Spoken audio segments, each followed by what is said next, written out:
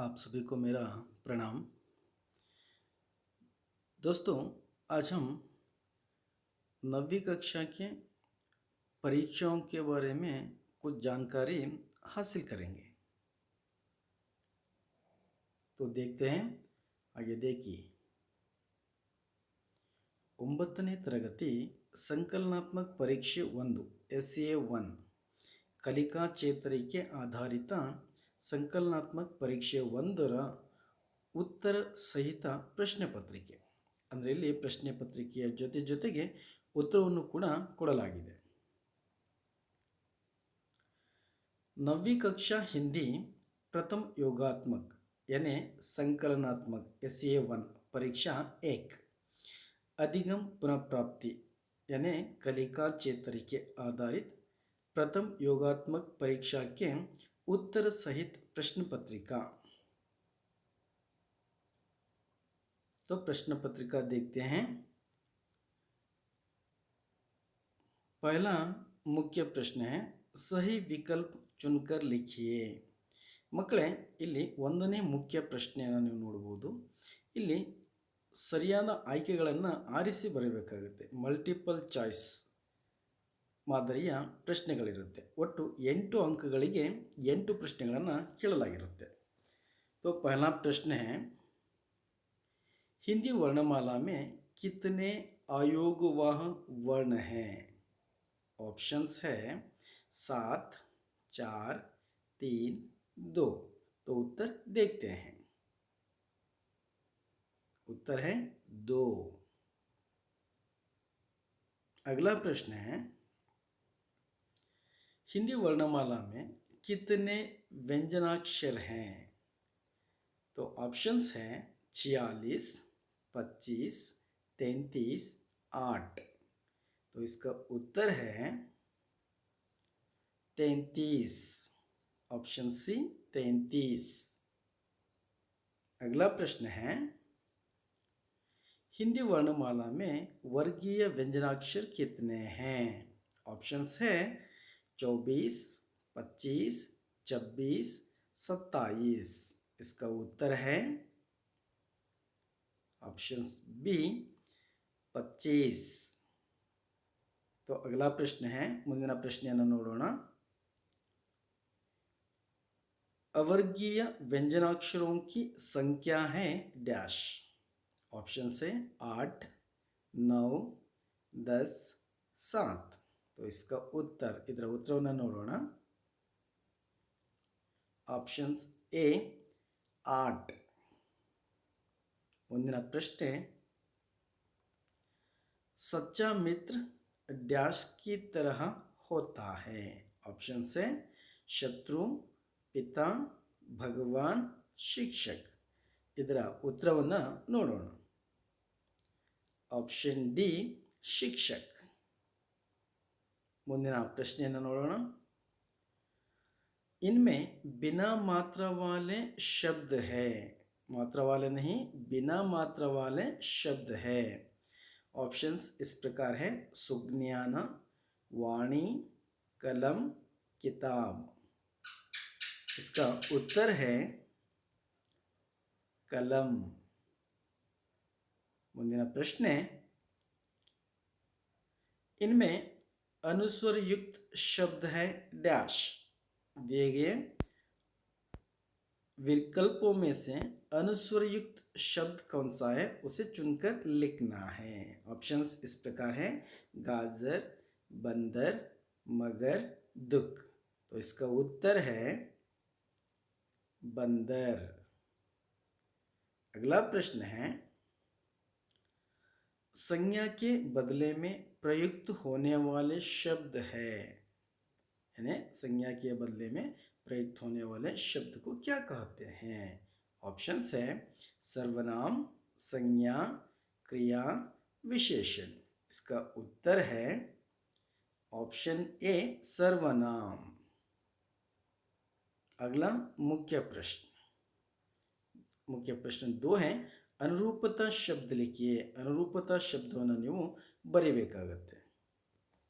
तो प्रश्न इस प्रकार है, बात, बातें, किताब, किताबें. अगला प्रश्न है शिक्षक शिक्षिका, बालक क्या होता है? बालिका।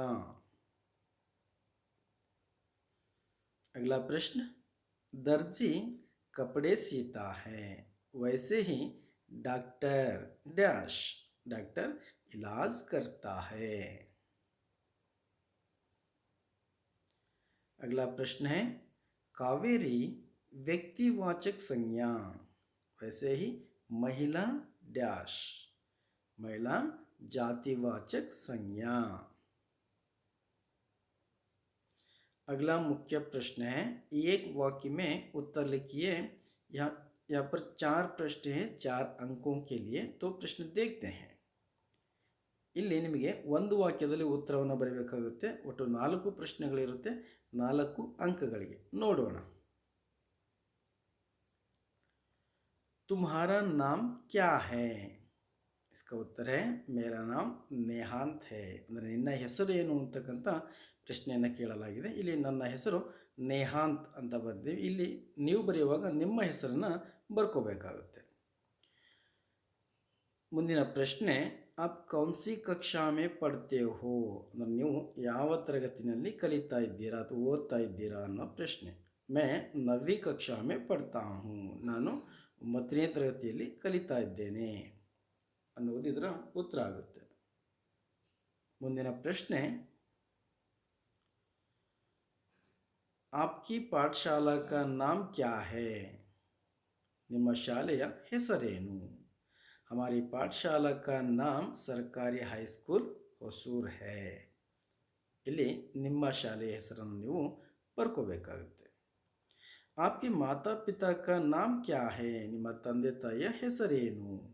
ಇಲ್ಲಿ ಉತ್ತರವನ್ನು ಬರೆಯುವಾಗ ನಿಮ್ಮ ತಂದೆ ತಾಯಿಯ ಹೆಸರನ್ನು ನೀವು ಬರ್ಕೋಬೇಕಾಗುತ್ತೆ। लेकिन इस प्रश्न का उत्तर इस प्रकार है कि मेरी माता का नाम आशा है और पिता का नाम सतीश है। अगला मुख्य प्रश्न 2-3 वाक्यों में उत्तर लिखिए। यहाँ पर 8 प्रश्न हैं, हर एक प्रश्न को 2 अंक है, 16 अंक, कुल 16 अंक है। ಇಲ್ಲಿ 2-3 ವಾಕ್ಯದಲ್ಲಿ ಉತ್ತರವನ್ನು ಬರೆಯಬೇಕಾಗುತ್ತೆ ಪ್ರತಿಯೊಂದು ಪ್ರಶ್ನೆಗೆ। ಒಟ್ಟು 8 ಪ್ರಶ್ನೆಗಳಿರುತ್ತೆ, 8 16 ಅಂಕಗಳಿಗೆ ನೀವು ಒಟ್ಟು ಇಲ್ಲಿ ಉತ್ತರವನ್ನು ಬರೆಯಬೇಕಾಗುತ್ತೆ। ಪ್ರಶ್ನೆಯನ್ನು ನೋಡೋಣ। 4 ಫಲೋं के नाम लिखिए। ಯಾವುದಾದರೂ 4 ಹಣ್ಣುಗಳ ಹೆಸರನ್ನು ನೀವು ಇಲ್ಲಿ ಬರೆಯಬೇಕಾಗುತ್ತೆ। तो उत्तर है आम, अनार, अमरूद, अंजीर। ಇದನ್ನೇ ಬರೆಯಬೇಕು ಅಂತೇನಿಲ್ಲ, ಯಾವುದಾದರೂ 4 ಹಣ್ಣುಗಳ ಹೆಸರನ್ನು ನೀವು ಬರೆಯಬಹುದು। ಮುಂದಿನ ಪ್ರಶ್ನೆ ಸರ್ವನಾಮ ಕಿಸೆ कहते हैं? ಯಾವುದನ್ನು ನಾವು ಸರ್ವನಾಮ ಅಂತ ಹೇಳ್ತೇವೆ ಅನ್ನುವಂಥದ್ದು ಪ್ರಶ್ನೆ। संज्ञा के बदले में प्रयुक्त होने वाले शब्द को सर्वनाम कहते हैं। ಇದು ಇದರ ಉತ್ತರ ಆಗುತ್ತೆ। ಮುಂದಿನ ಪ್ರಶ್ನೆ 4 पेड़ों के नाम लिखिए। ಯಾವುದಾದರೂ 4 ಮರಗಳ ಹೆಸರನ್ನು ನೀವು ಬರೆಯಬೇಕಾಗುತ್ತೆ। इमली का पेड़, आम का पेड़, सेब का पेड़, बरगद का पेड़। ಅಂದರೆ ಯಾವುದಾದ್ರೂ 4 ಮರಗಳ ಹೆಸರನ್ನು ಬರೆಯಿರಿ ಅಂತಕ್ಕಂಥ ಪ್ರಶ್ನೆಯನ್ನು ಕೇಳಲಾಗಿದೆ। ಇಲ್ಲಿ ಕೊಟ್ಟಿರೋದನ್ನೇ ಬರೆಯಬೇಕು ಅಂತೇನಿಲ್ಲ, ನೀವು ಯಾವುದಾದ್ರೂ 4 ಮರಗಳ ಹೆಸರನ್ನು ಬರೆದ್ರೆ ಸಾಕಾಗುತ್ತೆ। ಮುಂದಿನ ಪ್ರಶ್ನೆ ಸಂಜ್ಞಾ ಕೆ ಭೇದ ಕೌನ್ ಕೌನ್ ಸೆ हैं? ಸಂಜ್ಞಾ ಇದರ ಪ್ರಕಾರ ಅಥವಾ ಭೇದಗಳು ಯಾವ್ದ್ಯಾವ್ದಿದೆ ಅನ್ನೋದನ್ನು ಬರೆಯಬೇಕಾಗುತ್ತೆ। तो भेद इस प्रकार है व्यक्तिवाचक संज्ञा, जातिवाचक संज्ञा, भाववाचक संज्ञा, समूहवाचक संज्ञा और द्रव्यवाचक संज्ञा।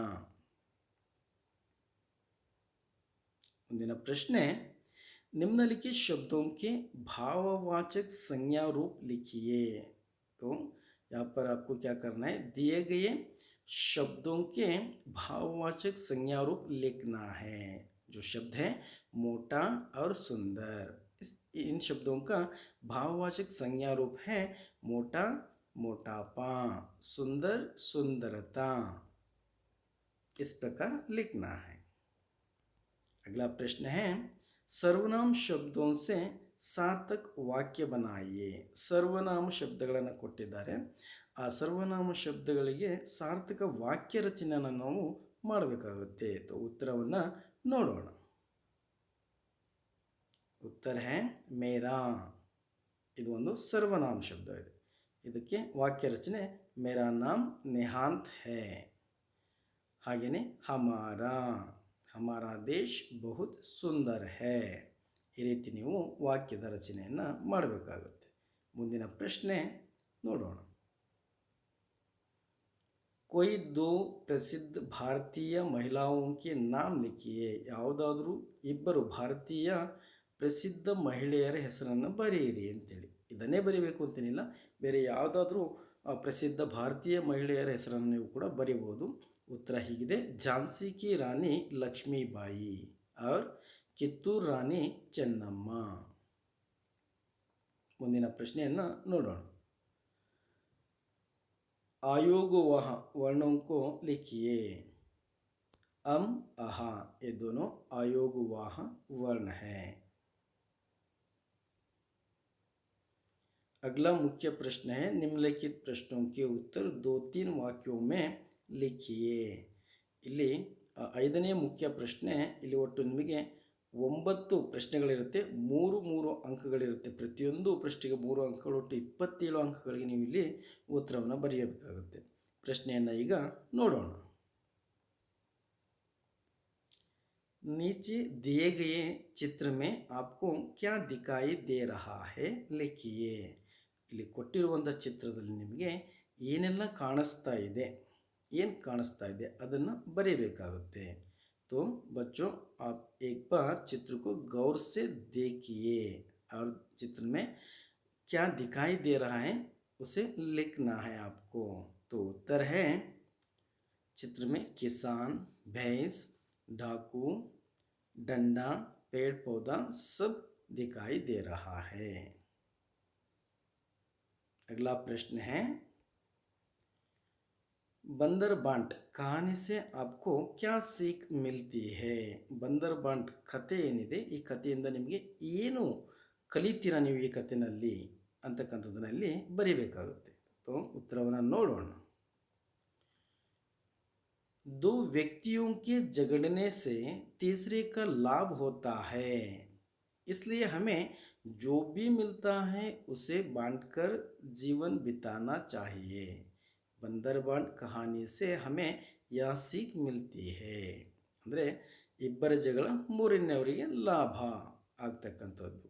ಹಾಗಾಗಿ ನಾವು ಯಾವತ್ತೂ ಜಗಳ ಮಾಡ್ದೇ ಸಿಕ್ಕಿದ್ರಲ್ಲೇ ಎಲ್ಲರೂ ಹಂಚಿಕೊಂಡು ಸಹಜೀವನವನ್ನು ನಡೆಸಬೇಕಾಗುತ್ತೆ ಅನ್ನೋದಿದರ ತಾತ್ಪರ್ಯ. अल्पप्राण, महाप्राण, अनुनासिक व्यंजनाक्षरों को लिखिए. ಇಲ್ಲಿ ನೀವು ಅಲ್ಪಪ್ರಾಣ, ಮಹಾಪ್ರಾಣ ಮತ್ತು ಅನುನಾಸಿಕ ವ್ಯಂಜನಾಕ್ಷರಗಳನ್ನು ಬರೀಬೇಕಾಗುತ್ತೆ. ಉತ್ತರವನ್ನು ನೋಡೋಣ. ಅಲ್ಪಪ್ರಾಣಾಕ್ಷರ ಕ ಚ ಟ ತ ಪ ಗ ಜ ಡ ದ ಬ, ಈ ರೀತಿ ಅಲ್ಪಪ್ರಾಣಾಕ್ಷರಗಳನ್ನು ಬರೀಬೇಕಾಗುತ್ತೆ. ಹಾಗೆಯೇ ಮಹಾಪ್ರಾಣಾಕ್ಷರ ಖ ಚ ಠ ತ ಫ ಗ ಝ ಡ ಧ ಭ और अनुनासिक ಞ ಣ ನ ನ ಮ, ಈ ರೀತಿ ನೀವು ಉತ್ತರವನ್ನು ಬರೀಬೇಕಾಗುತ್ತೆ. ಮುಂದಿನ ಪ್ರಶ್ನೆ, आ की मात्रा वाले और ओ की मात्रा वाले कोई 3 शब्द लिखिए. दिए गए आ की मात्रा वाले और ओ की मात्रा वाले शब्द लिखना है, 3 शब्द लिखना है. तो उत्तर देखते हैं. आ की मात्रा वाले शब्द इस प्रकार है: आज, आनंद, आरंभ. ಇಲ್ಲಿ ಆ ಕಿ ಮಾತ್ರ ವಾಲೆ ಶಬ್ದ ಮತ್ತು ಓ ಕಿ ಮಾತ್ರ ವಾಲೆ ಶಬ್ದಗಳನ್ನು ನೀವು ಬರೀಬೇಕಾಗುತ್ತೆ. ಹಾಗಂತ ಇಲ್ಲಿ ಕೊಟ್ಟಿರುವಂಥ ಶಬ್ದಗಳನ್ನೇ ಬರೀಬೇಕು ಅಂತೇನಿಲ್ಲ, ಬೇರೆ ಶಬ್ದಗಳನ್ನು ಕೂಡ ನೀವು ಬರೀಬಹುದು. ओ की मात्रा वाले शब्द हैं ओढ़नी, ओंकार, ओजस्वी.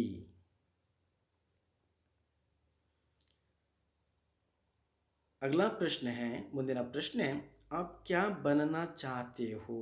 3-4 ವಾಕ್ಯ में लिखिए. ನೀವು ಏನು ಆಗಬೇಕು ಅಂತ ಬಯಸ್ತೀರಾ. ಇಲ್ಲಿ 3-4 ವಾಕ್ಯದಲ್ಲಿ ಉತ್ತರವನ್ನು ನೀವು ಬರೀಬೇಕಾಗುತ್ತೆ. ಉತ್ತರವನ್ನು ನೋಡೋಣ.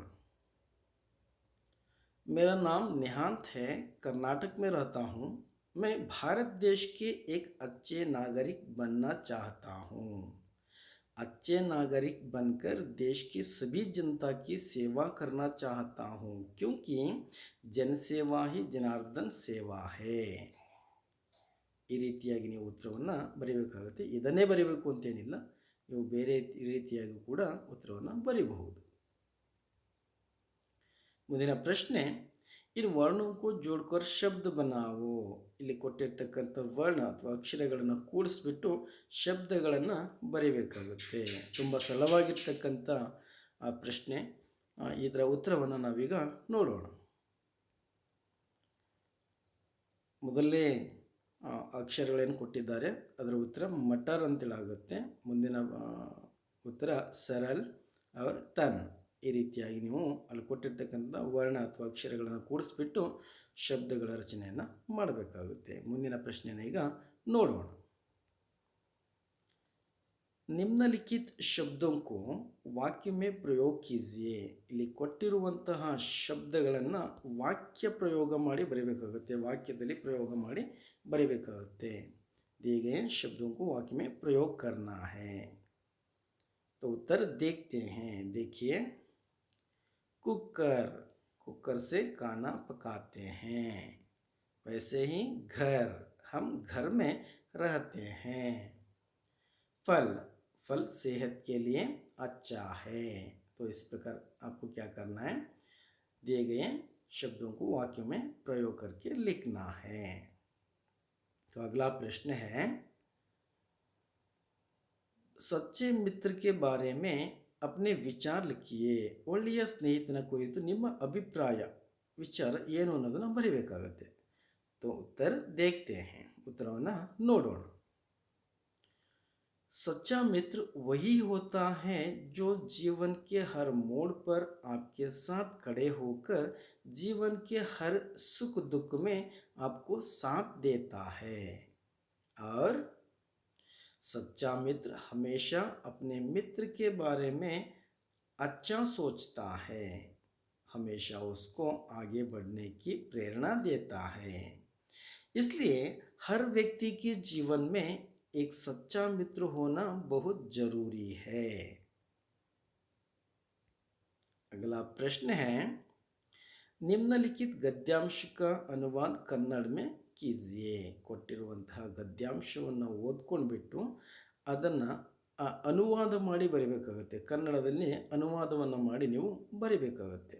ಗದ್ಯಾಂಶವನ್ನು ನೋಡೋಣ. गद्यांश इस प्रकार है. स्वामी विवेकानंद जी का जन्म 12 जनवरी 1863 को कलकत्ता में हुआ था.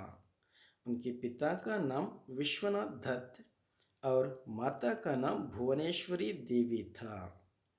तो इसको क्या करना है, कन्नड़ में अनुवाद करके लिखना है. तो उत्तर को देखते हैं. उत्तरವನ್ನು ನೋಡೋಣ. ಸ್ವಾಮಿ ವಿವೇಕಾನಂದರವರ ಜನ್ಮ 12 ಜನವರಿ 1863ರಂದು ಕಲ್ಕತ್ತಾದಲ್ಲಿ ಆಯಿತು. ಅವರ ತಂದೆಯ ಹೆಸರು ವಿಶ್ವನಾಥ ದತ್ತ ಮತ್ತು ತಾಯಿಯ ಹೆಸರು ಭುವನೇಶ್ವರಿ ದೇವಿ. ಈ ರೀತಿಯಾಗಿ ನೀವು ಕನ್ನಡದಲ್ಲಿ ಅನುವಾದವನ್ನು ಮಾಡಿ ಬರೀಬೇಕಾಗುತ್ತೆ. ಮುಂದಿನ ಪ್ರಶ್ನೆಯನ್ನು ನೋಡೋಣ. निम्नलिखित प्रश्नों के उत्तर 5-6 ವಾಕ್ಯೋं में लिखिए. ಕೊಟ್ಟಿರುವಂತಹ ಪ್ರಶ್ನೆಗಳಿಗೆ ನೀವು 5-6 ವಾಕ್ಯಗಳಲ್ಲಿ ಉತ್ತರವನ್ನು ಬರೀಬೇಕಾಗುತ್ತೆ. ಇಲ್ಲಿ 2 ಪ್ರಶ್ನೆಗಳಿರುತ್ತೆ. ಪ್ರತಿಯೊಂದು ಪ್ರಶ್ನೆಗೆ 4 ಅಂಕ, ಒಟ್ಟು 8 ಅಂಕಗಳಿರುತ್ತೆ. कोरोना महामारी के बारे में आप क्या जानते हैं लिखिए. ಕೊರೋನಾ ಮಹಾಮಾರಿಯ ಕುರಿತು ನೀವು ಏನು ತಿಳ್ಕೊಂಡಿದ್ದೀರಾ ಅದರ ಕುರಿತು ಬರೀಬೇಕಾಗುತ್ತೆ. तो उत्तर देखते हैं. कोरोना महामारी, कोरोना वायरस का संबंध वायरस के ऐसे परिवार से है जिसके संक्रमण से जुकाम से लेकर सांस लेने में तकलीफ जैसी समस्या हो सकती है. इस वायरस को पहले कभी नहीं देखा गया था और इस वायरस का संक्रमण दिसंबर 2019 में चीन के वुहान में शुरू हुआ था. WHO के मुताबिक बुखार, खांसी, सांस लेने में तकलीफ इसके लक्षण हैं। यह वायरस एक व्यक्ति से दूसरे व्यक्ति में फैलता है। कोरोना वायरस से बचने के उपाय। अल्कोहल आधारित हैंड वॉश का इस्तेमाल करना चाहिए और खांसते और छींकते समय नाक और मुंह रुमाल या टिश्यू पेपर से ढक कर रखें और मास्क पहनना चाहिए। ಕೊರೋನಾ ಮಹಾಮಾರಿಯಿಂದ ತಪ್ಪಿಸಿಕೊಳ್ಳಕ್ಕೆ ಇರುವಂತಹ ಉಪಾಯಗಳು ಇವು। तो अगला प्रश्न है, इस पद्य भाग पूर्ण कीजिए। इतनी शक्ति रिक्त स्थान है dash dash dash dash bull होना। तो पद्य भाग को देखते हैं। इतनी शक्ति हमें देना दाता, मन का विश्वास कमजोर होना। हम चले नेक रास्ते पे हमसे भूल कर भी कोई भूल होना। ಈ ರೀತಿ ಮಕ್ಕಳು ನೀವು ಈ ಪದ್ಯ ಭಾಗವನ್ನು ಪೂರ್ಣಗೊಳಿಸಬೇಕಾಗುತ್ತೆ। ಪೂರ್ಣ ಪದ್ಯ ಭಾಗವನ್ನು ಕೊಡಲಾಗಿದೆ, ಅದನ್ನು ಪೂರ್ಣಗೊಳಿಸಿ ನೀವು ಈ ರೀತಿ ಬರಿಬೇಕಾಗುತ್ತೆ। अगला प्रश्न है, निम्न गद्यांश को पढ़कर दिए गए प्रश्नों का उत्तर लिखिए। ಮುಂದಿನ ಪ್ರಶ್ನೆ ಏನು ಅಂತ ಹೇಳಿದ್ರೆ, ಕೊಟ್ಟಿರುವಂತಹ ಗದ್ಯಾಂಶವನ್ನು ಚೆನ್ನಾಗಿ ಓದಿಕೊಂಡು ಗದ್ಯಾಂಶಕ್ಕೆ ಸಂಬಂಧಿಸಿದಂತೆ 4 ಪ್ರಶ್ನೆಗಳನ್ನು ಕೇಳಲಾಗಿರುತ್ತೆ, 4 ಅಂಕಗಳಿರುತ್ತೆ ಅದಕ್ಕೆ। ಆ ಪ್ರಶ್ನೆಗಳಿಗೆ ಉತ್ತರವನ್ನು ಬರೀಬೇಕಾಗುತ್ತೆ। ಗದ್ಯಾಂಶವನ್ನು ನೋಡೋಣ। तिम्मक्का का जन्म तुमकूर जिला गुब्बी तालुका में एक छोटे से गांव कक्केनहल्ली में हुआ। उनके पिता चिक्करंगय्या और माता विजयम्मा थे। तिम्मक्का इनकी 6 संतानों में से एक थी। तिम्मक्का के माँ बाप मेहनत मजदूरी करते हुए अपना पेट पालते थे। तो यह गद्यांश है, इसके संबंध में कुछ प्रश्न दिए गए हैं। प्रश्नों को ध्यानपूर्वक पढ़कर उनको उत्तर लिखना है। तो देखते हैं प्रश्न। तिम्मक्का का जन्म कहाँ हुआ? तिम्मक्का का जन्म कक्केनहल्ली में हुआ। तिम्मक्का के पिता का नाम क्या था? तिम्मक्का के पिता का नाम चिक्करंगय्या था। अगला प्रश्न है, विजयम्मा दंपति को कितने संतान थे? विजयम्मा दंपति को 6 संतान थे। अगला प्रश्न है, तिम्मक्का के माँ बाप अपना पेट कैसे पालते थे? तो इसका उत्तर है, तिम्मक्का के माँ बाप मेहनत मजदूरी करते हुए अपना पेट पालते थे। ಮುಂದಿನ ಪ್ರಶ್ನೆ, अगला प्रश्न है, चित्र वर्णन 4 अंकों के लिए। चित्र के आधार पर माँ के बारे में अपने विचार लिखिए। ಇಲ್ಲಿ ಒಂದು ಚಿತ್ರವನ್ನು ಕೊಡಲಾಗಿರುತ್ತೆ, ಆ ಚಿತ್ರದ ಆಧಾರದಲ್ಲಿ ನೀವು ಆ ಚಿತ್ರವನ್ನು ಆಧಾರವಾಗಿ ಇಟ್ಕೊಂಡು ಮಾँ ಅಂದರೆ ತಾಯಿಯ ಕುರಿತು ನಿಮ್ಮ ವಿಚಾರವನ್ನು ಅಭಿಪ್ರಾಯವನ್ನು ನೀವು ಇಲ್ಲಿ ಬರೀಬೇಕಾಗುತ್ತೆ। तो चित्र को देखते हैं। तो बच्चों, आप सभी एक बार गौर से देख लीजिए चित्र। तो चित्र के आधार पर अपना विचार को व्यक्त करना है, लिखना है। तो इसका उत्तर देखते हैं। माँ हमारे जीवन की सबसे पहली शिक्षिका होती है और हमें अच्छे संस्कार उनसे ही मिलते हैं।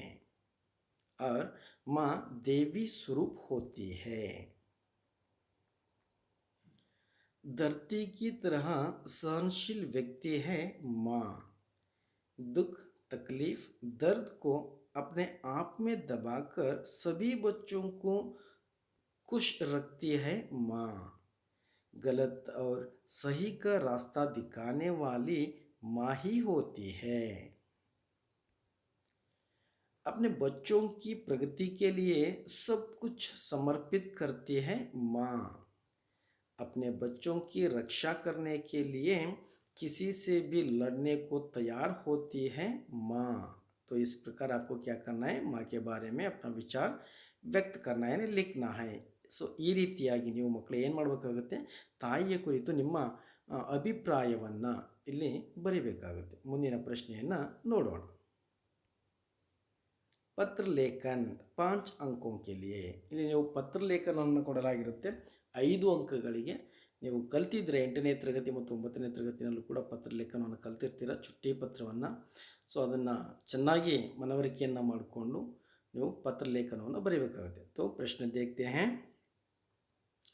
कोई कारण बताते हुए 3 दिन की छुट्टी मांगते हुए अपने प्रधानाध्यापक के नाम एक ಚುಟ್ಟಿ ಪತ್ರ लिखिए। ನೀವು ಇಲ್ಲಿ ಯಾವುದಾದ್ರೂ ಕಾರಣವನ್ನು ಕೊಡುವ ಮೂಲಕ 3 ದಿನಗಳಿಗೆ ರಜೆಯನ್ನು ಕೇಳಬೇಕು। ಹಾಗೆಯೇ ಯಾರಿಗೆ, ಪ್ರಧಾನಾಧ್ಯಾಪಕ ಮುಖ್ಯ ಶಿಕ್ಷಕರಿಗೆ ನೀವು ಚುಟ್ಟಿ ಪತ್ರವನ್ನು ಇಲ್ಲಿ ಬರೀಬೇಕಾಗುತ್ತೆ। ಅದರ ಒಂದು ಮಾದರಿಯನ್ನು ನಾನು ಇಲ್ಲಿ ಕೊಟ್ಟಿದ್ದೇನೆ, ನೀವು ಹಾಗೆ ನೋಡಿಕೊಂಡು ಅಲ್ಲಿ ನಿಮ್ಮ ಹೆಸರನ್ನು ಹಾಕ್ಕೊಂಡು ಚುಟ್ಟಿ ಪತ್ರವನ್ನು ನೀವು ಬರೀಬೇಕಾಗುತ್ತೆ। तो पत्र इस प्रकार लिखना है, दिनांक पहले लिखना है और प्रेषक, यहाँ पर सुधा नाम है, लेकिन आपको क्या करना है, आपका नाम लिखना है और 8वीं कक्षा में 9वीं कक्षा लिखना है और आपका पता, पूरा पता लिखना है और सेवा में प्रधान अध्यापक को लिखना है, आदरणीय महोदय। विषय है 3 दिन की छुट्टी की प्रार्थना हेतु। उपर्युक्त विषय के संबंध में आपसे निवेदन है कि दिनांक 4 अक्टूबर 2017 से दिनांक 6 अक्टूबर 2017 तक मुझे अपने भाई की शादी में भाग लेने के लिए बेंगलुरु जाना है, इसलिए मैं विद्यालय नहीं आ सकती।